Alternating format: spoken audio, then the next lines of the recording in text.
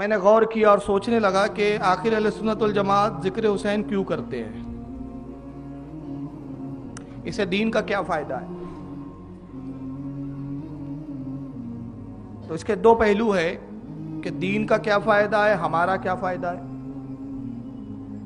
اور امام حسین کا کیا فائدہ ہے۔ تو امام حسین کا تو کوئی فائدہ نہیں، آپ ذکر کریں یا نہ کریں، کیونکہ امام حسین کی ذات تو وہ ہے کہ اگر پورے روئے زمین پر کوئی ذکر حسین نہ کرے تو تب بھی آپ کی شان میں کوئی کمی نہیں آنے والی، اور پوری کائنات اگر ذکر حسین میں ملوث ہو جائے، مشغول ہو جائے، تو امام حسین کے مقام میں آپ کے ذکر سے کوئی اضافہ نہیں ہونے والا،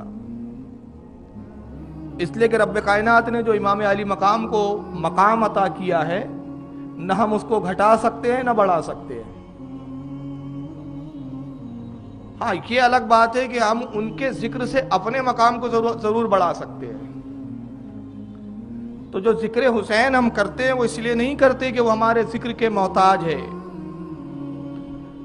یا وہ چاہتے ہیں کہ جو کربلا میں میں نے قربانیاں دی تم اس کا ذکر کرو، اس کا تذکرہ کرو، اس کی یاد تازہ کرو۔ انہیں اس کی ضرورت نہیں ہے، ضرورت ہمیں ہے کہ ہم ان کا ذکر کریں اور اپنی آخرت کو سنواریں۔ یہ ذکر کا فائدہ کیا ہوتا ہے؟ میں اس کو ایک واقعہ اور ایک مثال کے اندر بیان کرنا چاہتا ہوں کہ اس کا فائدہ کیا ہوتا ہے۔ حضرت یوسف علیہ السلام کو جب ان کے بھائیوں نے بیچا، سورہ یوسف میں تفصیلات موجود ہے، آپ اس کا مطالعہ کریں۔ حضرت یوسف علیہ السلام کے 11 بھائیوں نے حضرت یوسف کو بیچ دیا۔ وجہ کیا تھی؟ یوسف علیہ السلام بڑے حسین و جمیل تھے، خوبصورت تھے، حضرت یعقوب زیادہ محبت فرماتے تھے، ذہین تھے، علم والے تھے، ذی عقل تھے، ذی فہم تھے۔ بھائیوں میں حسد پیدا ہوا، حسد میں مبتلا ہوئے۔ نتیجہ یہ ہوا کہ حضرت یوسف کے ہلاک کرنے کی انہوں نے کوششیں شروع کر دی۔ والد سے اجازت لے کر سیر و تفریح کے بہانے حضرت یوسف کو لے گئے، کنویں میں گرا دیا۔ ایک قافلہ جا رہا تھا، کسی نکالنے والے نے حضرت یوسف کو کنویں سے نکالا، غلام بنایا اور مصر لے جا کے بیچنے کے لیے پہنچتا ہے۔ اب جب بازار میں حضرت یوسف کو لایا، چرچا ہوئی کہ بڑا حسین و جمیل غلام آیا ہے۔ ایسا غلام کہ ایسا حسین غلام آج تک کسی نے دیکھا ہی نہیں، پورے روئے زمین پر ایسا حسین کوئی نوجوان ہے ہی نہیں، اتنے حسین تھے حضرت یوسف علیہ السلام۔ چرچا ہوئی مصر میں، اب اعلان ہوا کہ بھئی ایک حسین غلام کو بیچا جائے گا، نیلامی ہوں گی، اور چونکہ غلام بڑا قیمتی ہے، بڑا حسین ہے، علم بھی رکھتا ہے، فہم بھی ہے، ادراک بھی ہے، عقل بھی ہے، دانائی بھی ہے، دانش بھی ہے، حسن و جمال بھی ہے، ہر چیز میں یکتا روزگار ہے، لہٰذا کوئی معمولی لوگ نہ آئے، بڑے بڑے سرمایہ دار، وزیر، بادشاہ زادے، امیر زادے آئے، کیونکہ قیمت بہت لگنے والی ہے۔ بڑے بڑے لوگ پہنچے، سب کو معلوم تھا کہ قیمت لاکھوں درہموں میں جائیں گی، اور میں پیشگی بتا دوں حضرت یوسف کو کتنے میں خریدا گیا تھا؟ آپ کے وزن کے برابر سونا، یہ حضرت یوسف کی قیمت لگائی گئی تھی۔ عزیز مصر جو بادشاہ مصر کا وزیر تھا، اس نے خریدا تھا، جو زلیخا کا شوہر تھا، اور لا کر حضرت یوسف کو اپنی بیوی زلیخا کو بطور تحفہ پیش کر دیا کہ یہ غلام میں نے تیرے لیے خریدا ہے، اس کو اپنے پاس رکھ، خدمت لے۔ ابھی وہ تفصیلات میرا موضوع نہیں ہے۔ جب خریداری کا معاملہ پیش آیا، نیلامی کا وقت ہے، لوگ جا رہے ہیں، سرمایہ دار، امیر کبیر، ساتھ میں ان کے دوسرے غلام ہیں، اور خریداری کے لیے جو اسباب لیے جا رہے ہیں، سونے، چاندی، ہیرے، جواہرات، گھوڑوں پر اور اونٹوں پہ لاد لاد کے لے کے جا رہے ہیں کہ جتنے میں قیمت میں حاصل ہو سکتا ہے یوسف کو حاصل کریں گے۔ اسی مجمع میں ایک بڑھیا بھی نکلتی ہے، بڑی ضعیف بڑھیا، اور جیسا حالات اور بدن کے اعتبار سے ضعف ہے، ویسی مالی اعتبار سے بھی بہت کمزور۔ جھوپڑ پٹی میں رہتی ہے وہ بڑھیا، ایک چھوٹی سی کٹیا ہے، ایک چھوٹی سی جھوپڑی ہے، اور ذریعہ معاش کیا ہے اس بڑھیا کا؟ سود کاٹتی ہے، सूत काट के बेचती है, जिससे फिर धागा बनाया जाता है, धागे से फिर कपड़ा बुना जाता है। सूत काटती है कपास से, सूत का एक गोला लेकर वो भी जाती है, भीड़ में मौजूद है। हाथ में क्या है? सूत का एक गोला, कपास का एक गोला। अब जो था वही लेकर आ गई। पूरे दिन भर की कमाई वही थी, सूत, वही कॉटन, कपास। अब उसको काटे, सूत बनाए तो बेचे, मगर क्या किया? पूरे दिन भर की जो कमाई जिससे हासिल होने वाली थी वही लेकर पहुंच गई यूसुफ को खरीदने के लिए। जब अमीरों ने देखा, कहा बुढ़िया तेरा यहां क्या काम? क्या ऐलान नहीं सुना कि ये गुलाम बड़ा महंगा बेचा जाएगा, और जब ये महंगा बेचा जाएगा तो तेरी हैसियत नहीं है कि तू इस गुलाम को खरीदे। अगर तू अपनी झोपड़ी भी बेच दे, हत्ता कि अगर तू अपने आप को भी बेचने पर आमादा हो जाए, तो जो कुछ तुझे खरीद कर कीमत आए उसमें भी तू यूसुफ को नहीं खरीद सकती। बहुत कीमती गुलाम है, बड़ी बोली लंबी जाने वाली है। उसने कहा बेवकूफ हो तुम लोग, तुम अपना देखो, मैं अपना देखूंगी। नीलामी शुरू हुई, और जब नीलामी शुरू हुई तो पुकारने वाले ने पुकारा, कौन है यूसुफ की कीमत लगाए? सबसे पहले बुढ़िया कहती है, मैं इसकी कीमत इस कपास के गोले के एवज लगाती हूं। ये कपास का गोला। सब पूरा मजमा हंसने लगा। ये कीमत लगाई है उसने, ये कपास का गोला। सब हंसने लगे। बहरहाल कीमत बढ़ते गई और हजरत यूसुफ को सोने के एवज खरीद लिया गया। बुढ़िया मुस्कुराते हुए निकल पड़ी। लोगों ने कहा बड़ी अहमक बुढ़िया है, क्यों अपना मजाक बनाया? कहा तुम बेवकूफ हो, तुम जानते नहीं मंशा क्या है मेरी। कहा क्या मंशा, जरा बता तो, वाजे तो कर। कहा सुनो, ये आने वाले जमाने में बड़ा अजीम शख्सियत का मालिक होने वाला है। इसका हुस्न जमाल, इसकी दानाई, इसका इल्म, इसका फहम, इसका इदराक, इसकी दानिश बता रही है कि आने वाले जमाने का बहुत अहम इंसान बनने वाला है। लोग इसके फहम इदराक से सैराब होंगे और ये एक तारीख मुरत्तब करेगा। ये एक मामूली गुलाम नहीं है, बल्कि एक तारीख का सुनहरी हिस्सा, सुनहरी बाब है।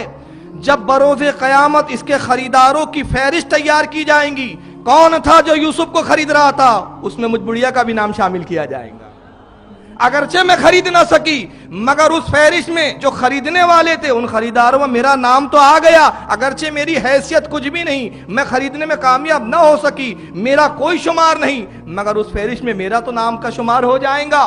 बस यही वो बुढ़िया का ज़हन है कि आज हम जिक्र हुसैन इसीलिए करते हैं कि आली इमाम आली मकाम, हमारी हैसियत कुछ भी नहीं, हम आपका जिक्र क्या करें जिसका जिक्र खुदाए पाक कर रहा हो, जिसका जिक्र उसके नाना ने किया हो। मगर जब कयामत के दिन एक फहरिस्त तैयार की जाएंगी, कौन है जो जिक्र हुसैन करता था, हम जैसे गुनाहगारों का भी नाम उसमें शामिल किया जाएगा।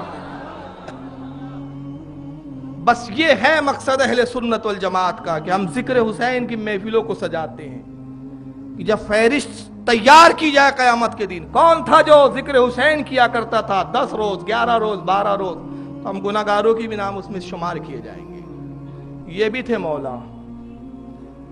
और जिक्र हुसैन का बदला क्या होगा, अब इसके लिए भी एक मैं तमसील बताऊं कि जिक्र हुसैन का बदला क्या होगा। लोग चाहते हैं कि ये जिक्र हुसैन ना हो, का बिदअत है। मैंने कहा तुम्हारा ये कहना खुद बिदअत है। जिक्र हुसैन भी बिदअत है, जिक्र शहादत भी बिदअत है। हर मौके पर रसूलुल्लाह ने जिक्र शहादत किया है। क्या हदीसों को नहीं पढ़ा तुमने? उम्मे सलमा रदियल्लाहु ताला अन्हा फरमाती है, सरकार की ज़ौजे मुतहरा है, उम्मुल मोमिनीन, हम मुसलमानों की माँ, कहती है फरिश्ता आया एक आने वाला, सलाम अर्ज किया या रसूलल्लाह, मैं बादलों पर मुकर्रर हूं, मैं जो फरिश्ता हूं, इससे पहले कभी जमीन पर नहीं आया, आज पहली मर्तबा जमीन पर उतरा हूं। अल्लाह के नबी, मैं हुसैन का दीदार करने भी आया हूं। नबी पाक ने फरमाया हुसैन को लाया जाए। फरिश्ते ने इमाम हुसैन की जियारत की, दीदार किया, और उसके बाद एक शीशी निकालता है, उसमें कुछ मिट्टी है। कहा या रसूलल्लाह, आपकी उम्मत हुसैन को शहीद कर देंगी, आप ही की उम्मत इसे इसका गला काटेगी, और जिस जमीन पर शहादत वाक़ई होंगी उस जमीन की मिट्टी में लाया हूं। अल्लाह के रसूल ने उस शीशी को ले लिया, अपनी ज़ौजे हज़रत उम्मे सलमा को दिया, कहा उम्मे सलमा इसे रखो, अपने पास हिफाजत से रखो। जिस वक्त ये खून बन जाए, जिस वक्त ये मिट्टी खून में तब्दील हो जाए, समझ लेना मेरा हुसैन शहीद हो गया है। अभी हुसैन मौजूद है, मगर नबी और वो फरिश्ता जिक्र हुसैन की शहादत का कर रहे हैं, शहादत हुसैन का जिक्र हो रहा है। और यहां एक और नुक्ता है, हजरत उम्मे सलमा को ही क्यों दिया नबी ने? मैं नहीं समझ पाता कि नबी के इल्म गैब से इनकार करके इनको मिलता क्या है। हालांकि हाल यह है कि इनके मौलाना को अगर कोई जाहिल बोल दे तो ये झगड़ा लड़ने पे आमादा हो जाए। मैं अक्सर अगर अपनी तकरीर में कभी सख्त जुमले में कह दूं कि फला मौलाना देवबंद के जाहिल थे, तो पूरी जमात वो गाली गलौज करने आया था मौलवी, भाई देवबंद के मौलवी फला बेवकूफ थे, नाराज हो जाएंगे। भाई गैर मुकल्लिदीन के फला मौलवी साहब जाहिल थे, कुछ नहीं आता था, पूरी जमात नाराज हो जाएंगे, कहेंगे बरेलवी लोग बड़े सख्त कलाम होते हैं। ताज्जुब है यार, आप अपने मौलवियों को जाहिल नहीं समझते, मगर नबी को जाहिल साबित करने के लिए एड़ी चोटी का जोर लगाते हो। क्या अकीदा है? कहां जा रहे हो तुम? किधर ले जा रहे हो कौम को? कितने आसानी से कह रहे होते हो नबी को गैब नहीं था। हम कब कहते हैं कि नबी को गैब था? जुमला सुने, मैंने कहा हम कब कहते कि नबी को गायब था नबी को गायब था। अगर हम ये कहते तो हम पर हुक्म कुफ्र लगना चाहिए था। हमारा इमाम तो वाज़े तौर पर कह चुका दौलतुल मक्किया में कि नबी को जर्रा बराबर भी बेअता इलाही इल्म गैब मानना कुफ्र है। हम कहते नबी को था नहीं, अल्लाह ने दिया था, नबी को खुद नहीं था। नबी को था तब सही होता कि हम ये इत्तेकाद रखते कि नबी खुद जानते थे। हमने कहा जर्रा बराबर भी अल्लाह के बताए बगैर नबी नहीं जान सकते, जर्रा बराबर। आला हज़रत ने फरमाया अगर कोई इत्तेकाद करे कि नबी को जर्रा बराबर भी इल्म बगैर खुदा के बताए हुए है, वो काफिर है। और ऐसा काफिर कि जो उसके कुफ्र में शक करे वो भी काफिर। तो हम ये नहीं कहते, हम कहते अल्लाह ने दिया, अल्लाह ने दिया तो बताए जितना दिया उतना था। तो कितना था? अल्लाह ने दिया कितना? तो उलमा ने इस पर इजमा फरमाया मा काना व मा यकून, जो कुछ हो चुका और जो कुछ होने वाला है सबका इल्म दे दिया।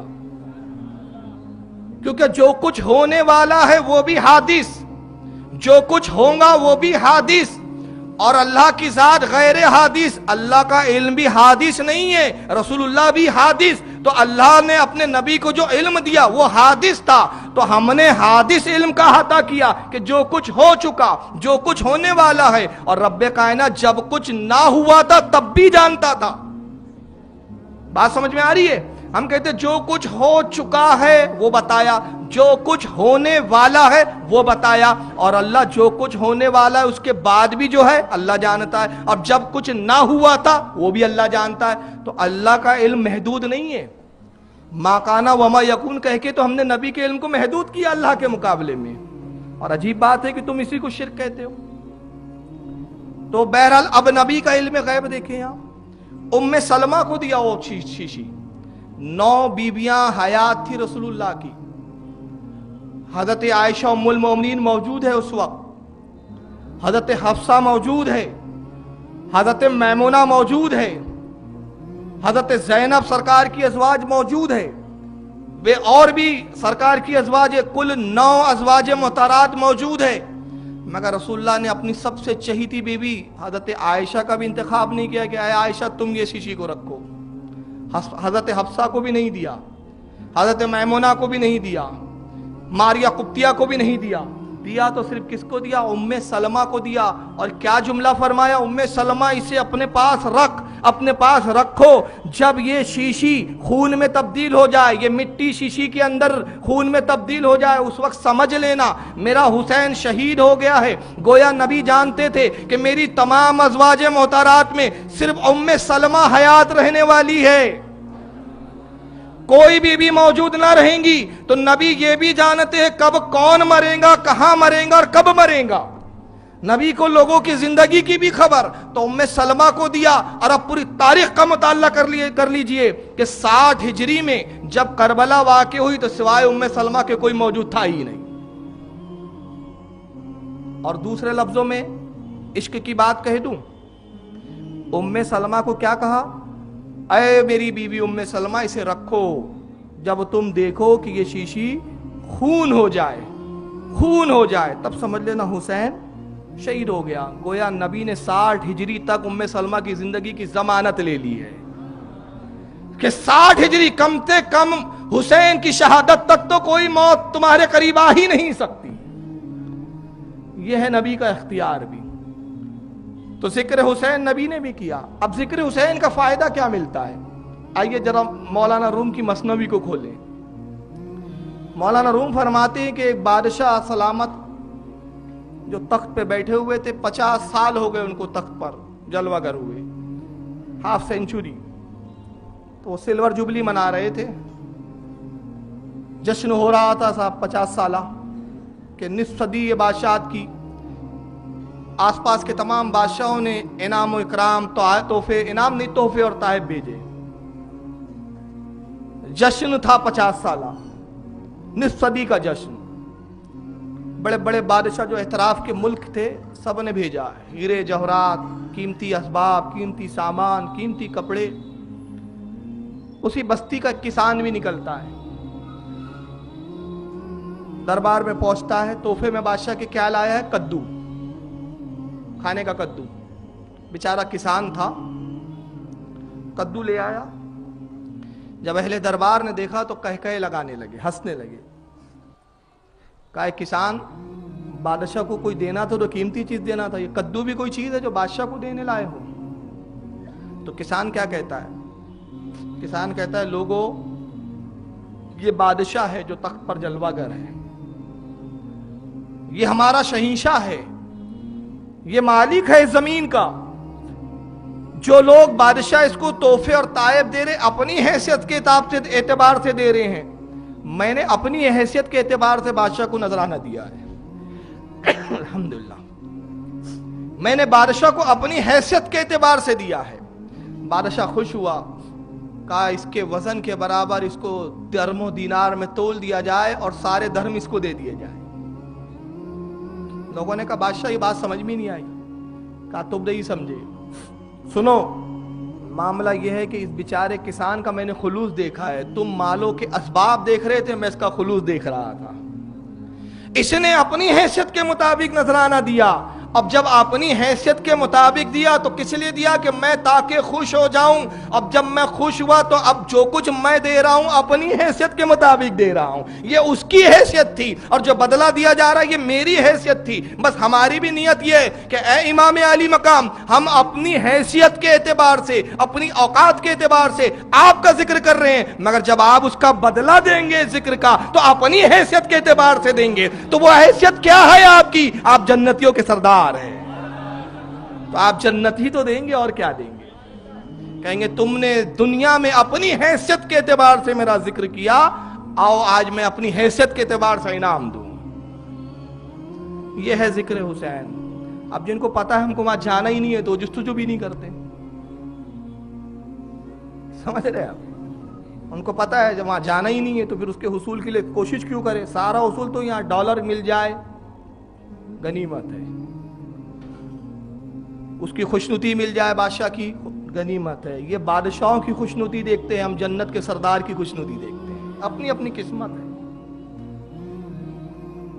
تو ذکر حسین تو رسول نے بھی کیا، مولا کائنات نے بھی کیا. ابھی یہ آگے آئیں گی بات. اور قرآن نے بھی کیا. آپ کہیں گے قرآن نے کہاں کیا؟ آئیے میں بتاؤں تھوڑی سی تمہید. قرآن نے کہاں کیا؟ امام جلال الدین سیوطی رحمۃ اللہ تعالیٰ علیہ تفسیر در منصور میں فرماتے ہیں کہ قرآن میں جہاں جہاں یا ایھا الذین آمنو آیا ہے، کئی جگہ آیا ہے یا ایھا الذین آمنو، یا ایھا الذین آمنو، اب ایک خطاب ہوا ہے. تو امام جلال الدین سیوطی کہتے ہیں کہ جہاں جہاں قرآن میں یا ایھا الذین آمنو آیا ہے، جیسے ہی تم اس آیت کو پڑھو یا ایھا الذین آمنو، تو سمجھ لو اس میں خطاب تمام مومنوں کے مولا اور آقا علی سے مراد ہے. جہاں جہاں یا ایھا الذین آمنو ہے وہاں مراد علی ہے. اور صوفیہ کہتے ہیں جہاں جہاں صبر کی تلقین ہے ان صابرین کے سردار امام حسین ہیں. جہاں صابرین کی قرآن کہتا ہے وبشر الذین وبشر الصابرین، جو صبر کرنے والے ہیں ان کو خوشخبری سناؤ، کیونکہ صبر بڑا مشکل مرحلہ ہے.